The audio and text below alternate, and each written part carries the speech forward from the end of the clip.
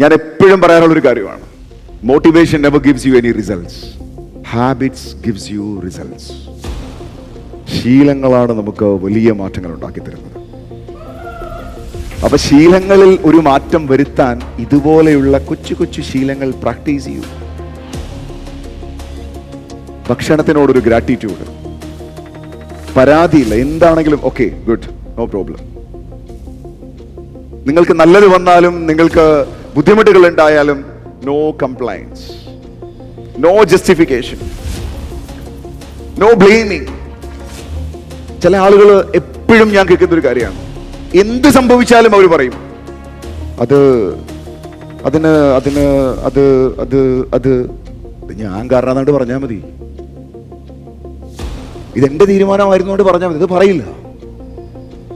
ഇങ്ങനെയൊക്കെ ചിന്തിച്ചുകൊണ്ടിരിക്കുന്ന ഒരുപാട് ആളുകൾ ഞാൻ നിരന്തരം കണ്ടുകൊണ്ടിരിക്കുകയാണ്. That's why we are doing again and again this rich mindset workshop.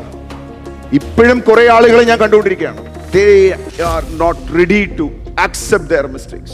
ഇമാതിരി കയ്യിലിരിപ്പും വെച്ച് ജീവിതത്തിൽ വലിയ മാറ്റങ്ങൾ ഉണ്ടാക്കാമെന്നൊന്നും വിചാരിക്കരുത്. കുറച്ചൊക്കെ നിങ്ങൾക്ക് പറ്റും, മനസ്സിലാവുന്നുണ്ടോ? കാരണം ഇന്ന് വരെ സൈക്കിളിൽ ആരും ചന്ദ്രനിൽ പോയിട്ടില്ല. ചന്ദ്രനിൽ പോണെങ്കിൽ അതിന്റെ സാധനം വേറെയാണ്. സൈക്കിളും കൊണ്ട് വേണമെങ്കിൽ ഒരു ഇപ്പൊ കുറെ കുട്ടികളൊക്കെ ചെയ്യണ പോലെ വേണമെങ്കിൽ നിങ്ങൾക്ക് ഒരു കേരള ട്രിപ്പോ സൗത്ത് ഇന്ത്യ ട്രിപ്പോ വേണമെങ്കിൽ നിങ്ങൾക്ക് ഒരു ഭാരത പര്യടനമൊക്കെ വെക്കാം. അതിനേക്കാളും വലുതാണെങ്കിൽ ഉപയോഗിക്കുന്ന വാഹനം മാറ്റണം. ഈ വാഹനം എന്ന് പറയുന്നതാണ് ഈ ചിന്തകൾ. ഇപ്പോഴും ബ്ലെയിം ചെയ്ത്, കംപ്ലൈന്റ് ചെയ്ത്, പരാതി പറഞ്ഞ് ലോകത്തുള്ള എല്ലാത്തിനോടും പരാതിയാണ്.